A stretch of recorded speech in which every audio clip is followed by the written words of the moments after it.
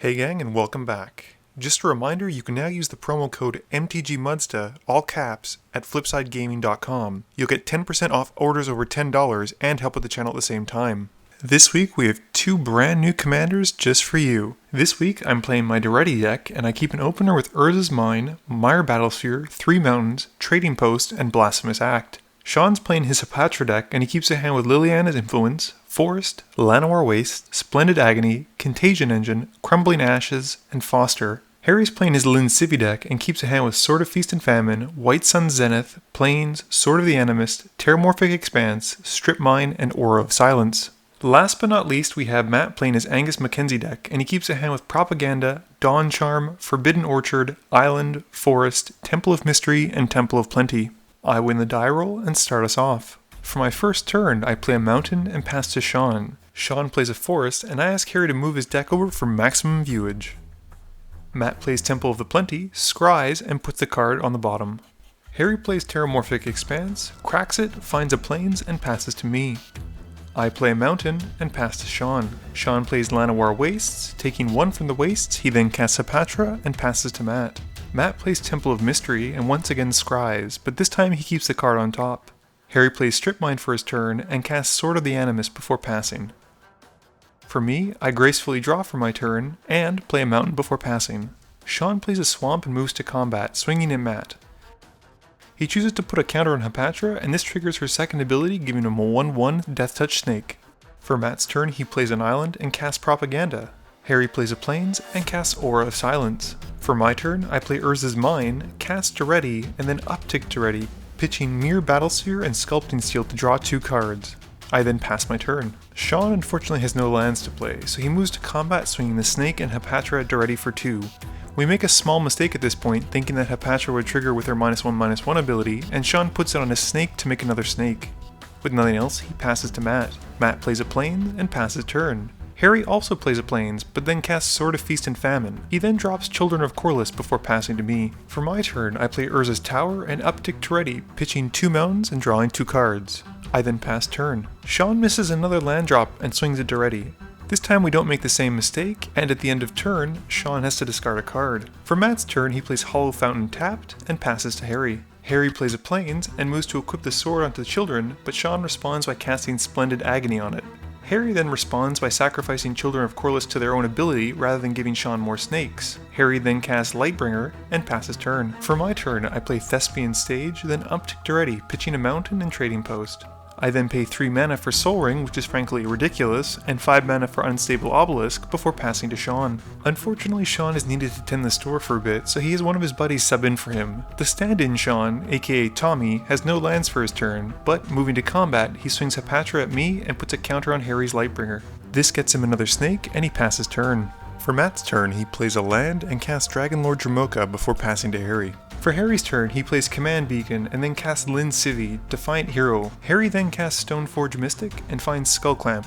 With nothing else, he passes to me. For my turn, I count up all the creatures on the board during my main phase and cast Blasphemous Act for 2 mana. Harry responds by sacrificing Lightbringer to exile Hapatra just for fun. I then tap 7 mana worth of lands and rocks to drop Karn Liberated, and I use his -3 ability targeting Harry's Sword of Feast and Famine. Harry thinks about whether he wants to sacrifice Aura of Silence to destroy it, potentially getting it back later, but decides taxing me and Matt for 2 on most of our spells is probably worth more. Harry then lets the ability resolve, exiling his Sword of Feast and Famine, and with nothing else, I pass my turn. Tommy misses his land drop for turn and then drops Crumbling Ashes, which he shouldn't have been able to do with Aura of Silence on the board. We do catch it later in the game, however, before it has any kind of impact. Matt plays a Breeding Pool tap for his turn and then casts Grand Abolisher.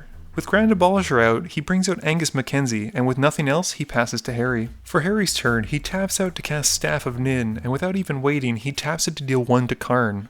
With nothing else, he passes to me. For my turn, I play a mountain, then uptick Daretti, pitching a card to draw a card, partly to filter my hand, and also partly so I don't forget to do it like I did last turn. I then tap 8 to cast Ugin the Spirit Dragon, and using the dragon's first ability, deal 3 to Matt's Grand Abolisher. I then uptick Karn, targeting Harry's hand, and Harry exiles a card. With nothing else, I pass to Tommy. For Tommy's turn, he once again doesn't have a land drop for his turn, so he cycles Archfiend of Ifnir, hoping to see a forest or something, but he fails. With nothing else, he passes to Matt. Matt plays a Forbidden Orchard, and casts Nature's Lore to find Temple Garden. Then, in a very rare and strange occurrence like once in a million years, Angus Mackenzie attacks during Matt's combat step, dealing 2 to Ugin. With nothing else, he passes to Harry. On Harry's upkeep, he gets a draw thanks to Staff of Nin, and he drops to Plains during his main phase. But Matt announces a little bit slowly that he'd intended on tapping Forbidden Orchard to give Harry a spirit at the end of his draw step. This is to give Harry fodder for his Skull Clamp, which he casts and then pays 1 to equip onto the spirit. Harry draws 2 cards, and then Harry casts Elspeth Tyrael, upticking her to gain no life, and passes turn. For my turn, in my main phase, I uptick Daretti, dropping Darksteel Citadel and Kark Clan Ironworks before playing Ancient Tomb. I then take 2, tapping Ancient Tomb and Soul Ring to cast Mind Stone. At this point, Harry points out to Tommy that Crumbling Ashes couldn't have been cast, so he nicely returns it to his hand. I then uptick Ugin, targeting Angus Mackenzie, but Matt responds by using Dawn Charm to regenerate his general. I then uptick Karn, targeting Matt to exile a card from his hand, and with nothing else, pass turn. Tommy's really struggling at this point, and he still hasn't found a land, so with nothing else, he discards a card and passes to Matt. For Matt's turn, he casts Ghostly Prison for his first spell of the turn, and then he taps Forbidden Orchard to give Harry another spirit. Moving to combat, he swings Angus Mackenzie at Karn for 2. With nothing else, Matt passes to Harry. For Harry's turn, he draws at the beginning of his upkeep thanks to Staff of Nin, and before moving to his draw step, Harry casts Enlightened Tutor to put Crucible of Worlds on top of his library. He then draws the Crucible, and during his main phase, he downticks Elspeth Tyrael to destroy all other permanents except for lands and tokens. Talk about a buzzkill. In response, I pay and tap Unstable Obelisk to take out one of Harry's planes. Harry then casts Crucible of World and strip mines away my Ancient Tomb.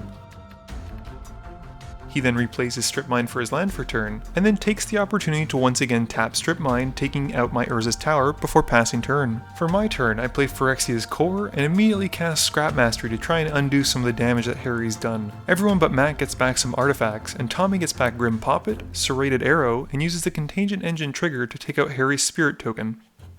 With all of my artifacts back, I sacrifice Sculpting Steel to Crack Clan Ironworks to recast Daretti. I then downtick Daretti, sacrificing one of the mirrors to bring back Sculpting Steel, which comes into play as a copy of Mirror Battlesphere. Having successfully regained most of my board, I pass to Tommy. Tommy is still stuck on lands unfortunately, but with Aura of Silence gone can actually cast Crumbling Ashes. Moving to combat, he swings Grim Poppet at Elspeth for 1. With nothing else, he passes to Matt. For Matt's turn, Matt casts Ivory Mask and passes to Harry. But at the end of Matt's turn, Harry uses Staff of Nin to kill one of my mirrors. Harry plays Tower of the Magistrate and plays Defiant Falcon. Harry then casts Mind Stone and equips the sword onto the Falcon, as well as equipping the Skull Clamp, pretty much going full Callblade on this bird. Harry then reveals his hatred towards all things mirrors, killing yet another little mechanical man, and moves to pass his turn. For my main phase, I sacrifice Mind Stone to draw a card. I then uptick Daretti, pitching Mycosynth Lattice, and Nevinral's Disc to draw 2. I then play a Mountain and move to combat. Both of the Battlespheres trigger, but I choose to tap all of the mirrors with just 1, dealing 5 damage to Harry. Harry opts to block the biggest Battlesphere and takes 4 from the smaller one. During my second main phase, I cast Karn, Silver Golem, and pass to Tommy. At the end of my turn, Tommy removes a -1/-1 counter with Grim Poppet to put it onto my real Mirror Battlesphere. On Tommy's upkeep, he uses Crumbling Ashes to destroy my Battlesphere, and then finally manages to draw land. He then casts Dread Return, bringing back Archfiend of Ifnir, and swings Poppet at Matt for 2. With nothing else, he passes to Matt. For Matt's turn, he plays a Plains, and then recasts his general, Angus Mackenzie, before passing to Harry. Harry plays Gyreach Sanitarium for his land drop for turn, and then activates it, which forces us all to draw and then discards a card. This in turn triggers Archfiend of Ifnir, killing all of my mirrors and giving all the remaining creatures a -1/-1 counter. Harry then recasts Lin Sivvi and passes to me. For my turn, I cast Codex Shredder, then sacrifice the Sculpting Steel to Kark Clan Ironworks, and then pay the rest to use Codex Shredder's second ability, returning Scrap Mastery to my hand. I then sacrifice the rest of my artifacts for 12 colorless mana, and recast Scrap Mastery. Matt sadly has no counterspell, so all of my artifacts come back from the graveyard. Tommy responds by using Serrated Arrow to take off -1/-1 counters and put them onto Angus Mackenzie, taking out the Fog General. With everything resolving, I then uptick Daretti, pitching nothing, and pass to Tommy. Unfortunately for Tommy, he has no choice but to kill Harry's Lin Sivvi on his upkeep, and he moves to his main phase. He then plays Verdant Catacomb and moves to combat. He swings the Archfiend of Ifnir at Daretti, and in response I cast Chaos Warp to shuffle away Tommy's Archfiend. Tommy reveals Incremental Blight, which unfortunately doesn't do anything but sit on top of his library, and then he moves to his second main phase. He then recasts Hapatra and passes to Matt. On Matt's upkeep, Tommy cracks the Verdant Catacomb to go find a copy of Overgrown Tomb. During Matt's main phase, he casts Soul Ring and then taps the ring in Forbidden Orchard, which gives Harry a spirit, to cast Idyllic Tutor, finding Luminarch's Ascension. He then casts the enchantment and passes to Harry. Harry draws for his turn and Sean tags in for Tommy. Harry replays his Strip Mine from his graveyard and activates Gyreach Sanitarium. He then casts Mind's Eye and passes to me. I draw for my turn and happily use Daretti's ability to pitch Reliquary Tower from my hand to draw a card. I then cast Gamble, which at this point might as well be a Red Entomb, and find a card. While looking through my library, I then realize that I somehow don't run Vandal Blast, but still can make it work. I find Darksteel Forge and put it into my graveyard. Then, using Trading Post to sacrifice Karn, I return the Forge to my hand. I then cast the Forge and activate Disc to wipe the field in the old school way before Vandal Blast was a card, and we move on to the next game. Game review time. Now, I know what a lot of you are going to say, Matt and Tommy/Sean didn't really do very much this game, and that's entirely true. Tommy and Sean definitely weren't really in this game, as they were stuck on 4 lands until the very end. I did think the interaction between the Archfiend of Ifnir and Gyreach Sanitarium was very cute, although it was kind of sad that it had to take 2 players in order to do it. Matt was unfortunately stuck drawing a ton of lands for the game, and while he built a pillow fort, he lost it all when Harry ultimated Elspeth Tyrael. It also didn't help that the other decks really didn't play a lot of creatures, and being able to fog didn't really mean very much in this game. Harry's Lin Sivvi deck is actually his oldest deck, I believe, and one of the more interesting decks that he plays. It's mono white, which is typically a color I tend to avoid, and it's got a really cool tribal theme in Rebels. But unfortunately, Harry spent almost all of his resources trying to prevent me from winning. With that being said, I did go pretty much the entire game without being disrupted too much, and even when it did happen, Scrapmaster was able to recover enough that I was able to get back into it very quickly. I like to think that this game showed off how cool Codex Shredder can be in a Daretti deck, as it's not just used for milling yourself for 1, but also basically as a colorless Eternal Witness. Please be sure to tune in every Monday at 11 AM Eastern Standard Time for a guaranteed new video, with a second video popping up sometime during the week. You can also follow me on Twitter at MTGMudsta, or check me out on Twitch at twitch.tv/MTGMudsta. This video is brought to you in part by support from my Patreons. If you're looking for a way to help out the channel, please be sure to visit the link below or in the About section. As always, thank you guys for watching, and please be sure to like, comment, share, and subscribe for more.